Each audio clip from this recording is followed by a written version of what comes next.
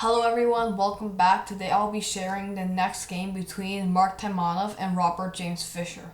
In this game, Robert James Fischer was black, and this is their first game of their 1971 candidates quarterfinal in 1971. And here, this is also an extremely good game by Robert James Fischer. However, this was also a game where Taimanov had the most chances. But Taimanov must have lost because of time trouble, because Taimanov played extremely horribly at the end. But for now, let's just go through it. And because Fischer won this game, let's look at this game in Fischer's perspective. So I'll flip the board here. So white plays d4, knight f6, c4, g6, knight c3, bishop g7. So Fischer likes playing the King's Indian. e4, d6, knight f3, castles, bishop e2, e5. All of this is still theory. Castles, knight c6, d5, knight e7, bishop d2. And here, Fischer plays an extremely weird move, knight e8. But it later turns out that this move is actually quite good. And Taimanov continues rook c1, f5, e takes, g takes, knight g5. So Taimanov also brings knight to e6, which is an extremely common motif. h6, knight e6, gaining the bishop pair, and now black plays queen c8. And here, white has an extremely strong move, so take your time and maybe that you can find the answer. Okay, so if you found the answer, congratulations. Here, white has to play knight d5 if he wants any advantage. Why? Well, firstly, it looks like that black is going to take a pawn for free. And now white plays queen b3. After rook b8, queen h3. King h7, because the h6 pawn was under threat after knight e7 and bishop h6. And here knight takes e7, queen takes e7, f3 to protect against any e4 threats. Queen e6 back to protect f5. Bishop d3 attacks f5, pinning, and also threatens g4. So now the king needs to come back. And here white plays rook fe1. Now, it looks like the black should be up a pawn for nothing, but white has all the prospects here, because here, white threatens g4, and there's nothing really that black can do. If black tries playing something like c6, then white can start breaking through on the king side, and this is not that good. So basically, black's up a pawn, but he doesn't have any good pawn breaks, and white is able to use his bishop pair and get a better position. So back to the main game. Here, after bishop takes e6, d takes c6, queen c8. Here, Taimanov plays queen b3 immediately, which should look like a better version than the knight d5 line, because after queen takes e6, there's queen takes b7. And that is not something that black wants, but Fischer plays a much better move. Fischer plays c6. Knight d5 used to be the best move, but now c6 prevents it. And the reason why this position is not as good is because with two knights, black has a better restricted mobility for the bishops. And as you can see here, the computer starts to like black. Bishop h5, queen takes e6, so trading these two pawns, but after knight f6, attacking the bishop has to come back. Rook fb8, queen a6, and Fischer wins the pawn back with rook takes b2. As you can see, this is a much better position. However, after rook fd1, Fischer blows it in one move. Fischer plays e4, which is a dubious move because it weakens f4 and d4. So, instead of e4, what should Fischer have done today? And what should Fischer have played? Take your time. Okay, it might have seemed counterintuitive at first, but Fischer's best move here is to play rook b6. The main reason is to attack the queen and kick it out. And after something like queen a3, black brings rook back. And this position is extremely good for black, as now black has a solid pawn for nothing. And the main trump card that white has is his good queen. Now black has a safe rook on b8, and white has a bad queen on a3, and black should be better here. Instead, however, back after rook fd1, Fischer plays e4. And after e4, Taimanov uses queen a3, wins a tempo, so he allows Taimanov to play bishop f4, and now all of a sudden there are three pieces attacking this horrible, weakly d6 pawn, and that is extremely bad, which forces Fischer to play d5. And then finally, one of the last mistakes made by Fischer, after c takes d5, What piece do you recapture with? The pawn, this knight, or this knight? Take your time. This is probably the hardest position here. So maybe you can also pause the video. Okay, so if you found it, congratulations. You must be a calculation expert.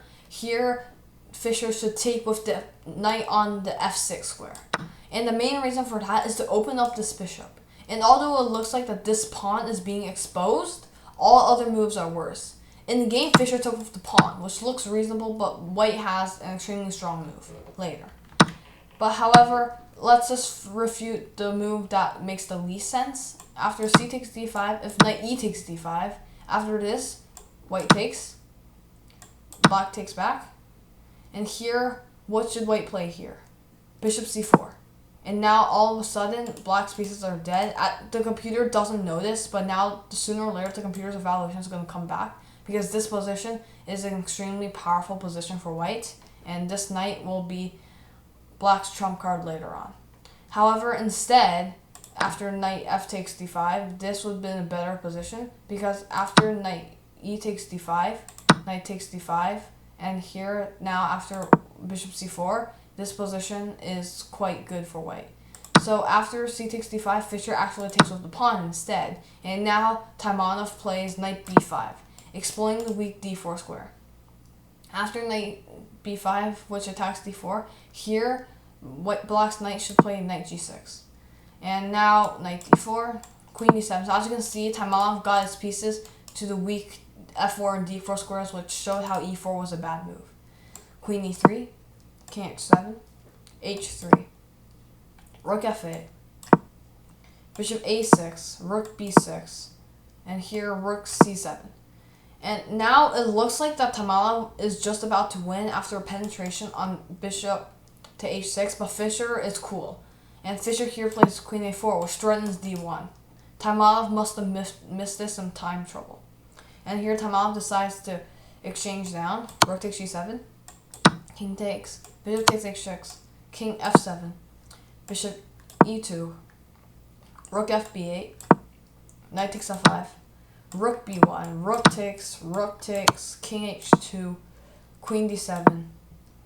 And now white made his final mistake, knight d4. So this is already extremely hard to play for white, and although the computer likes white, it's really hard to find an extremely good move here. And here, like g3 is one of the worst moves because you can just blunder a knight. Whoops. And if not g3, you can also play something like g4, which is the best move in the position, but it's still an extremely hard move to find. Here, Taimanov plays knight d4, which all of a sudden just gives the advantage away after black plays queen d6 check. g3, queen b4 threatens queen e1 and attacks this knight, so knight c6. Queen b6 threatens to trade queens, and here Taimanov makes the final mistake. He plays knight takes a7, and after queen takes c3, bishop takes c3. Black is up in exchange, but white does have two pawns. However, black is winning on the spot. What was the winning move that Fischer played in this position? Take your time. Okay, so if you figured out the move, congratulations. The move was rook e1. And the motif here is that the bishop is kind of trapped. If the bishop comes anywhere here, knight e5 comes, threatens knight f3 and rook g1, so h4 is practically forced. And then there's knight g4 check motifs, and then knight takes d3, and now these two are two connected pass pawns, and black will win easily. So because of this, bishop e3, rook e1, Taimanov in this position, this particular position, resigned. And this was absolutely justified because black is just completely winning here. So this game was 40 moves. It was rather short, and I hope that you learned something from it, and I'll give you the summary now for how many motifs there are. So firstly, Taimanov was too greedy and played queen b3, hunting down the pawn right here. This was not a good idea. Taimanov should not have hunted down this pawn, instead of playing knight d5 to give up his pawn, but to get the bishop pair in return. As you can see, those two bishops are just absolutely amazing. And white's position is fine here. After queen b3 in the game, Fischer played a strategical mistake and played e4, which weakens these two squares. If you do not have pieces controlling these squares, never ever push this pawn up and control and weaken these two squares, because white will exploit it. And as you can see in the game, all three of these pieces attacking that weakness right here. After d5, c takes. Another motif, calculation is key. Knight f takes d5 was the better move. And finally, after c takes d5, knight b5, knight g6, knight d4. Now Taimanov got both of these pieces, but because of time trouble, which there aren't any motifs to give if you're in low time trouble, and Fischer was able to find an extremely good idea. And here Taimanov misses last chance by playing g4. This was the best move. But instead he plays knight d4, which loses after queen d6, g3, queen b4, knight c6, and here knight takes a7. He completely misses rook e1, the beautiful move that ends the game. So, Fischer did not outplay Taimanov in this game, and it wasn't the most instructive. You can check out round 2 and round 4. They are the most instructive games in the famous instructive games playlist that will be shown here on the screen. And I hope that you had a good time, and maybe check out my other videos. And I hope you learned something from this game, and have a great day. Bye.